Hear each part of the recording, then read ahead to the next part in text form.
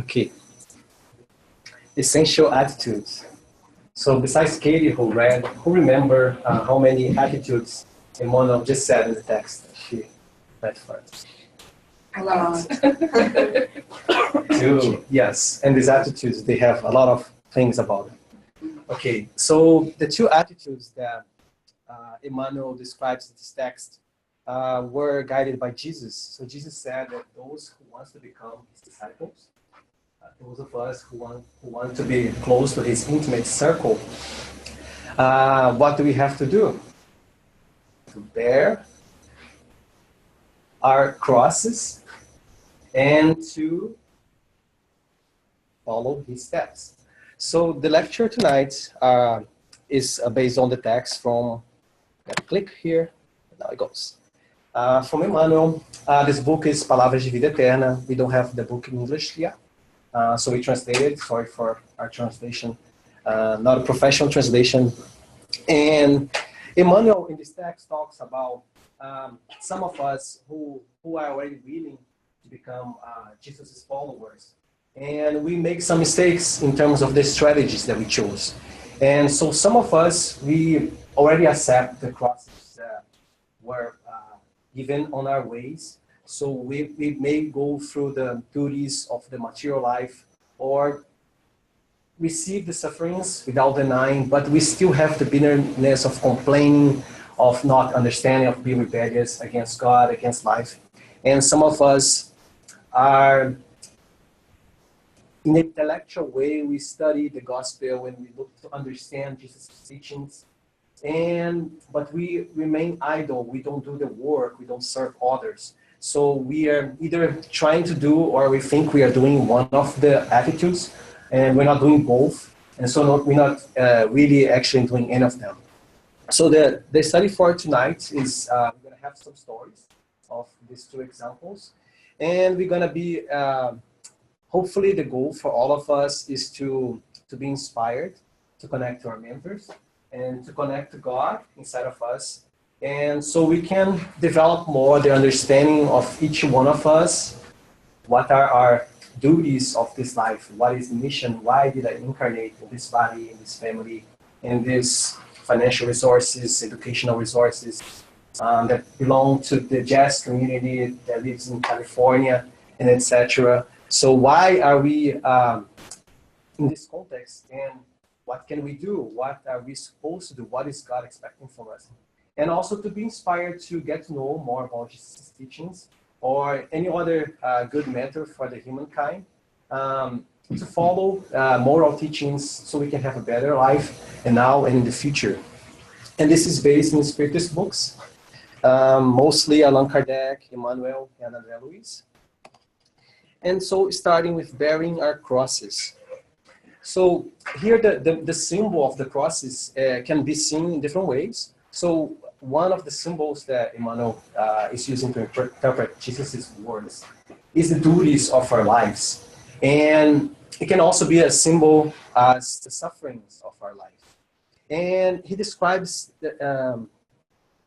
some of us, we think we are doing our duties. We go to our work, we provide to our families, we work at home or we work outside of home. And are we really connecting to all of our duties? So that's the story, a famous story, hopefully, who had already either read or the book Nosso Lar, Our Home, or already listened to the audio or the movie.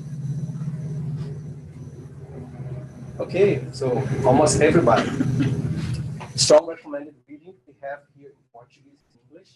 And the story of André Luiz, that was the name that he used when he told the story to Chico Xavier through his mediumship. And André Luiz, he was a man that he thought he was doing his duties. He was a good father in his thought, and he was taking care of his kids. And through society's eyes, in the material point of view, he was being a good father and a good husband. So the story behind his story, he narrates in Nosso Lar.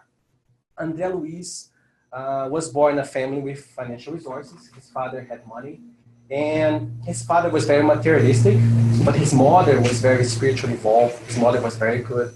And she provided him the role model, the example for the moral laws. And yet he was a selfish person. He only really cared about himself. He studied, he used the financial resources, he had a healthy body, at least he was born with a healthy body. And he got married, he had children, and he only cared about himself and his close ones, so his family. And he didn't take much care of his body, even though he was a doctor. He didn't practice the virtue of temperance. And he didn't eat good, he drank a lot of alcohol, and he had other vices. And he discarnated as a consequence of these vices. And André Luiz spent a long time after his physical body died in a very special kind of suffering. So attracted by his mental energy, his emotional energy of selfishness, of being vain and only caring about himself, he was attracted to a place where other ones who already discarnated that felt the same way and thought in the same way. And as he was there, he felt many types of physical sufferings, although he didn't have his physical body. Because of his state of mind, he kept feeling hungry and feeling thirsty and looking for food and water in the mud. He was in a place that it was kind of dark for him, like in darkness. The name of the place is narrated as Umbral. And the divine providence never abandoned him. So every day there was a team that would go there to rescue him and others. However, his selfishness blinded himself and he was not able to see the people who were there to help him. And making connection to our lives, how many times that we are going through struggles and we don't see the help coming to us.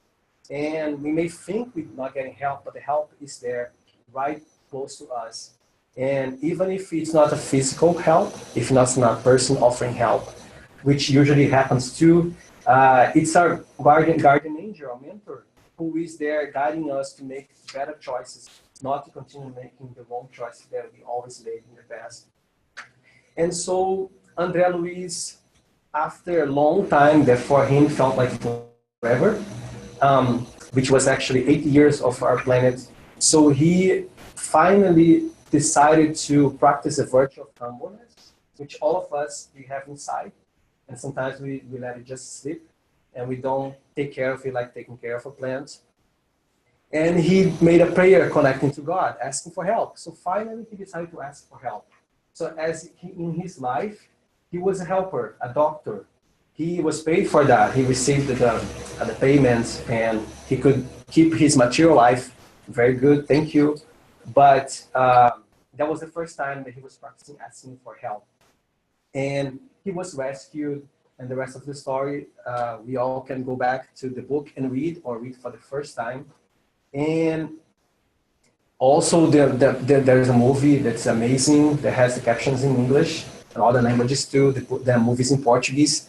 And the story is for us to think about how many times, how many of us, we think we are doing our duties, but we're not really trying to understand what our duties really are.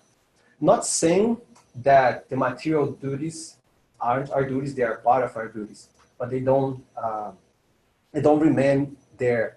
So in the gospel according to Spiritism, the spirit Lazarus, he talks about the consciential duty. So starting with a duty towards who first? Towards me, towards us. So we have our own duties, and we can see as we are in a world of trials and expiations. So most of the inhabitants of this planet are going to trials and expiations. And why do we go to trials? Because we want to evolve and we want to prove to ourselves, to our consciousness, that we evolve. And the expiations are invitations for us to prevent repeat the same mistakes. So if you are in the plans of trials and expiations, as it is said in many Spiritist books, it means that we have a lot to develop. So we can think ourselves in the spiritual way as we are children becoming adults, maybe teenagers, probably more in the children's side of the of our psychology, we are not yet fully responsible for ourselves, although we could be, but we tend to depend on each other or depend on material things. And so the duty, starting with ourselves, like as Mazur says, to help ourselves to change our perspective on life, to look for understanding the reason for our sufferings. So again, to bear the cross of the sufferings. It's not, as Emmanuel said, it's not just to suffer or to accept the suffer blindly, but to understand why are we going through the suffering. And as we appreciate inside of us the divine light, our Father, who is perfect, who never makes a mistake, how could we be going through a suffering if he's fair, if he doesn't make mistakes? So there should be a reason for that. And in Spiritism, these reasons are developed for us, which we may choose to agree or not. We have the free will, is their own creations. So our sufferings come from ourselves, from our present or past actions, from the way we handle our emotions, the way we handle things, the way we handle life. And they come as an invitation for stop us from repeating the same mistake. And life gives us so many different invitations. And if we don't choose to follow, we end up receiving some invitations that are harder. It's like when I hit my head on the table and it hurts. And pain is for everybody. All of us, we have the same pain. If you hit the head on the table, it's going to hurt. And imagining the evolution of the mammals or the man, if we would hit our head in the trees and not get hurt, and not feel the pain, what would have happened to us? It would keep hitting and eventually die or eventually lose important part of our brain that has a use for us, and we wouldn't be able to accomplish our duties. So the pain comes as an invitation for us to stop some kind of action that we are doing that created that pain. And how many parents are here? Okay, so I'll give another example in terms of duties. Also in the Gospel according to Spiritism, St. Augustine talks about parenthood. And I want to hear from whoever wants to say, it could be the parents too. In your feeling, so there's no right or wrong question, not to be judged, you don't need to say your name. In your own feeling, what is the most important mission of the parents?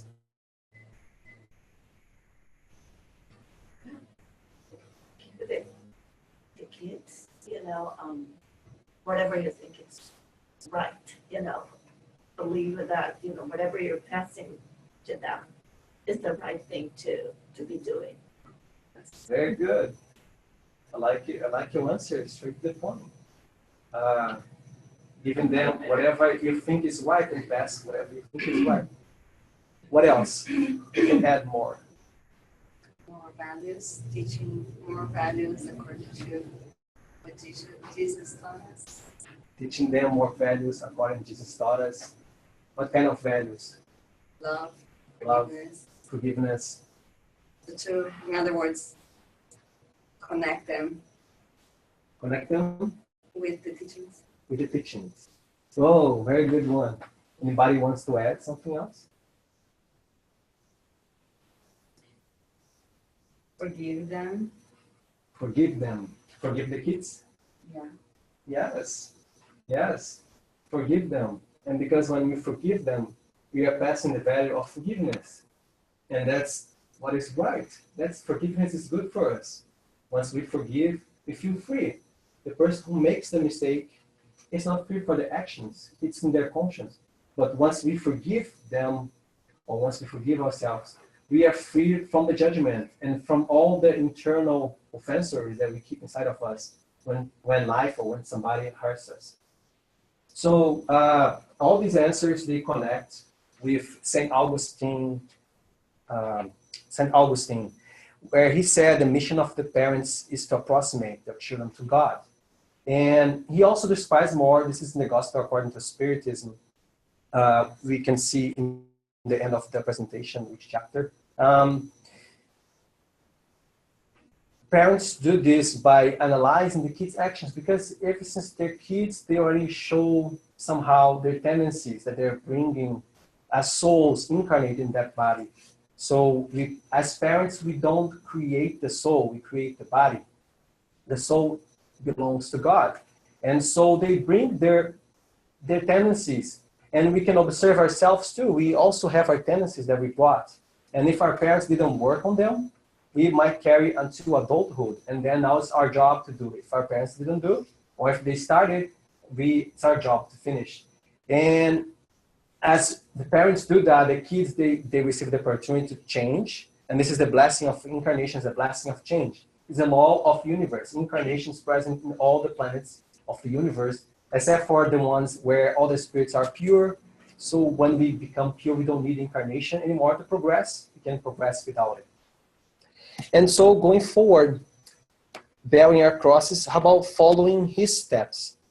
So Emmanuel, like the example that some of us, we are able to interpret the Bible, interpret the gospel, or whatever religious teaching in a very good way. We are able to speak about it very good, but we don't practice. And we don't serve others. And this idleness is also not good for having this knowledge. So yes, if I come to jazz on Monday nights, or I go online, if I listen to many good podcasts, I listen to Vanessa Celoni, if I go on YouTube and watch videos and I study, if I read books, we have a lot of books here, what good can that do for me? A little bit. A little bit, but what good can it do for you? Can teach you the principles. Teach you the principles. Yes, so it is good, right? It's good to go to jazz. Besides that, we get many good smiles, we get hugs, we have some nice food. Friends. So there are other goodies of coming to jazz. We get passe. And however, the principles, the principles that we learn, they have a reason to be. So once we learn the principle, we can exercise using them to evaluate our lives and to start to make changes. And like St. Augustine says, making daily changes. Emmanuel also says in the message, like doing, practice these principles in a daily basis. And then the principles, they have a reason to be. Because if we just learn intellectually, oh, I understood, or we just, I really like the story, it's very inspiring. But if we're not making any changes, we're still going to attract for us, for the law of action and reaction, the same sufferings that we don't like to suffer. This is also another law of the universe. We don't like to suffer. We all are looking for pleasure, for happiness. And so another story actually there are many stories in the book of Messengers of spirits who were prepared with a lot of knowledge about the eternal life in nosso lar, but they said that Angelis narrates that in spiritual communities, the same happens in other spiritual communities. So they are prepared to come here to bring the knowledge for the communities that they come. And they fail. Most of them, they fail. When it gets here, they kind of forget their mission, or they become too attached to matter, or too vain, or selfish, and they end up not doing what they committed to do, they chose to do. So these stories, very nice stories, are described in the book Messengers. So who had already read or listened to the audio of this book, The Messengers? Okay, so it's a continuation of Nosso Lar. So if most of you already read Nosso Lar, so it's a good way of knowing what happened to Angelis after, 1 year after he's in Nosso Lar. Now he's starting to do more different types of learnings and work. So it's also a very good book. And it has been announced that they're making a second movie. They call Nosso Lar 2, The Messengers. I believe it hasn't been released yet, so hopefully soon. And So here I brought one story of this book. This is the story of Otávio. So Otávio, in a previous life, he committed many mistakes. He was also in Umbral, and he had gone through many sufferings there, similar to André Luiz. And then he was rescued, and for 30 years, he was being prepared for a very important incarnation for him. So he would have a chance to regenerate, to repair the mistakes of his previous life. And he committed to 6 entities, 6 spirits, who would come as orphans, and he would take care of them. And for this specific life, he was going to be a single man, being very busy taking care of 6 kids. And we can imagine how busy that can be. And this would have been an opportunity for him to repair the debt that he had with these entities. And he developed, and he came in a healthy body to practice mediumship. So he came in a body that had the mediumship more evident, more ostensive. And his mission was also, it was going to be very good for him to repair repair his debts through his own conscious, and giving consolation and giving this knowledge to people in the community in Brazil that he was born. And he reincarnated also more than 100 years ago. And his father was a good man, although very materialistic. His mother was a good mother, and he was more spiritually evolved, similarly to André Luiz. Yet André Luiz was not really religious. He was Catholic, but he would just go to the church just exteriorly. He didn't use the learnings in Catholicism for making changes, for reflecting, for being less selfish. And so Otávio, his mother was Spiritist. She died at age when he was 13 years old. His father got married again, and his stepmother had kids. So he acted superior to her, and he was rebellious and vain. And his mediumship started to develop at his teenage, and he kind of pushed away, he rejected it. And he was brought to Spiritist centers by his family members, and where he received. So again, the example of the invitations that we get. So he was told through his mediumship of his mission of giving consolation to others, that all the knowledge that he was prepared to bring to others. And he always denied that. So around age 20, his father also passed away. And that was the time that he would have taken the 6 entities, because his stepmother was sick with leprosy, and she had to stay in a hospital, in a place for leprosy people. And he didn't accept the mission. He didn't take the children. So he also rejecting his mediumship, he went to look for a material answer for his spiritual issues. And the materialist doctor told him that he needed to have sex because he was having hallucinations. And a parenthesis here, not all the hallucinations are spiritual communications, and vice versa. And second parenthesis, this is not a good medical recommendation, but it used to happen in the past. I hope it doesn't happen nowadays. And he got totally out of track of his mission. Although he was prepared with the knowledge, that was not enough. He didn't make the changes that he needed to make inside.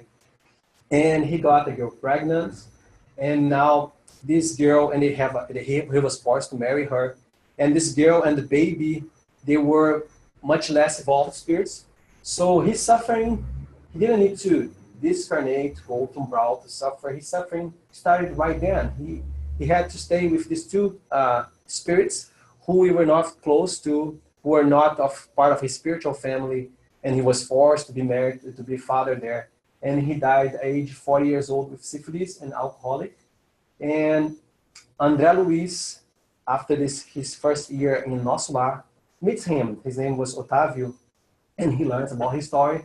And he meets other people. So in this book, we can learn other stories of those of us who were prepared to bring the knowledge, but not just intellectually know, but to use it and failed.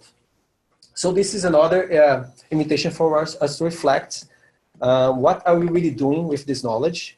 And is it really helping us? And if not, if it's not helping, we gotta stop and reevaluate what we need to do to help ourselves. And it is time for us to help ourselves. The first one that can help us, it's me.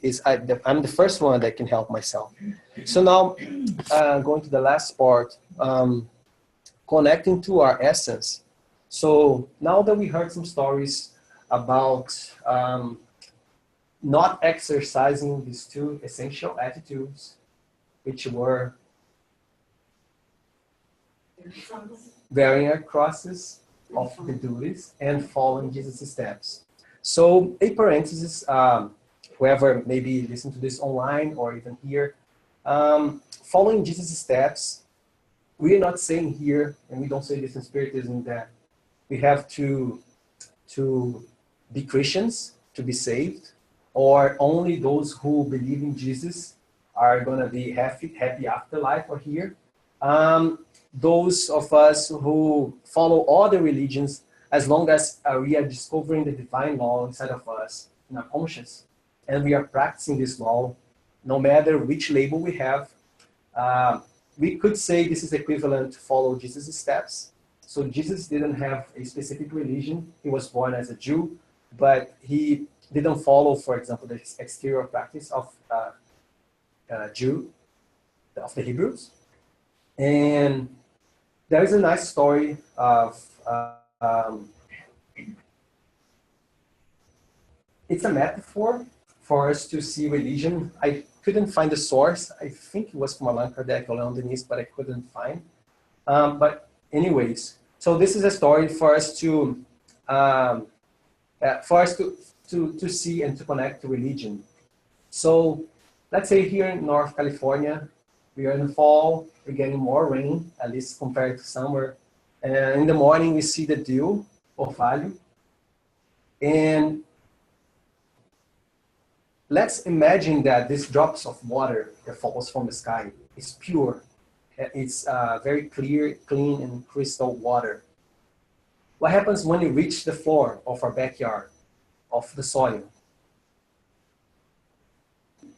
It gets absorbed. What happens to the drop of water itself, the pure drop of water, when it hits the soil? To the drop of water. It breaks. It turns into mud. It turns into mud. Okay. Yes, all of this happened. So now let's imagine a cup that somebody forgot in the park, close to our home, and the cup had some soda or some drink remaining there. What happens to the drop of water when once it goes into the cup? Does it keep clean? It's dirty. It gets dirty. With what? With the soda or whatever was inside the cup. But what if the cup was clean, perfectly clean, no impurity? Then the drop of water remains clean. So that's the metaphor for the religions. In all the times, like it rains everywhere, almost everywhere in our planet, in all the times and all the places, these drops of water of the pure spring source comes from our Father to all of us. It could be the books, it could be the Bible or other religious books. It could be through the people, like the example of the messengers who were leaving letters. They came and they come to live the message that they're teaching and about eternal life, about what really matters for us to be happy. These drops of water have been falling forever and it still happens. But once it reaches our hearts and finds the impurities here, it's because most of us carry a dirty cup. And so it gets mixed, and that's one possible explanation for so many variations, so many religions. And even within the same religion, there are so many different interpretations and points of view. Because when it reaches our ego, we want to see things on our way. And we want to make things to be on our way. So our ego manifests and starts to get the pure drop of water to get dirty. So we can take this message that we are learning and connect to our essence, connect to God inside of us, and ask ourselves, what is my mission? If I'm my mission with myself, which virtues I need to develop more now for me to be happy now and then. And we can see this by our tendencies, like when we look at the children, in which parts do I repeat more mistakes, or where my emotions are more intense. And this gives us one example of the duties towards myself. And then the second group we can see of duties are towards a family. So in the Gospel according to Spiritism, Allan Kardec, who was an educator himself, clarifies that for us to extinguish selfishness from our planet, we're gonna do this through education. And our family is the first center of education. And Jesus many times in books like Jesus in the Home, we have many stories where he says that our home is the place where we are put into trials to develop our emotions into more pure feelings. So let's use these words to be inspired to look for more, understanding our duties, and to practice more, and to take good examples like Jesus Christ or any other good example that you feel comfortable with and you feel more related to, and to practice these examples in a daily basis. So there is a story I heard I believe was like a podcast, and in the North Hemisphere, this boy was there standing a cold day, looking at the store, looking at a pair of shoes, and this woman came to him and asked what he was doing, and he said, I was praying to God to ask for shoes because I feel cold. My feet are cold. And so the lady brought him inside the store. She talked to the seller to get some water. She went to the back of the store. She washed his feet, and she bought him new socks and new shoes. And asked him, so how does it feel comfortable? And later she was leaving, and then she felt him holding her hand. And then he asked her, are you God's wife? So let us practice to connect to our essence and to appreciate God everywhere. So when we look at the sky at night, we see the beauty of the stars, and we may see a future home, who knows when and where. Or when we wake up in the morning and we can smell the dew and the water is evaporating, we hear the birds singing, and we can see all the insects. Everybody's working. Everybody has their mission. So the ants are bringing the sugar to the ant home, and even the flies are helping the decomposition.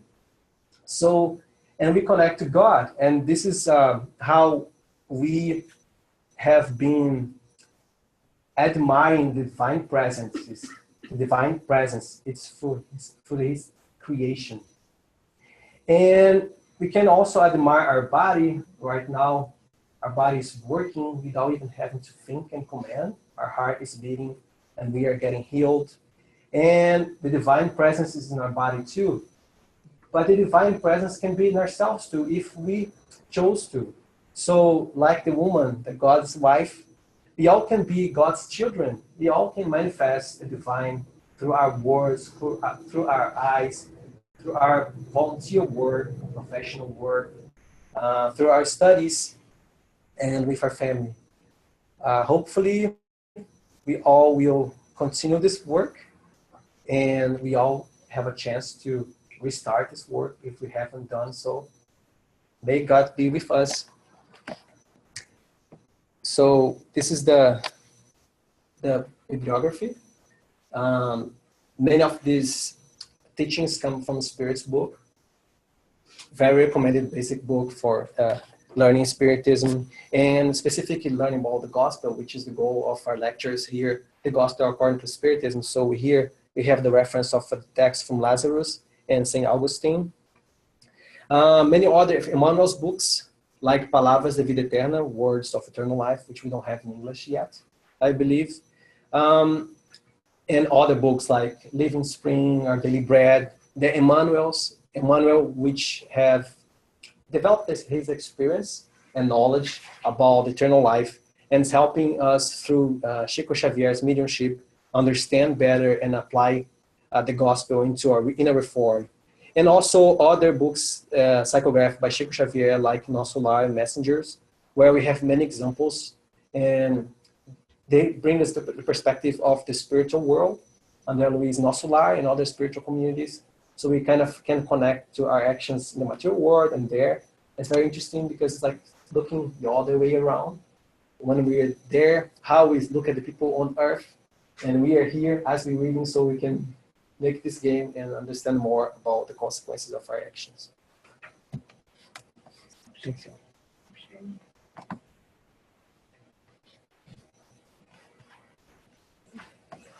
Okay, now you're gonna have the passes.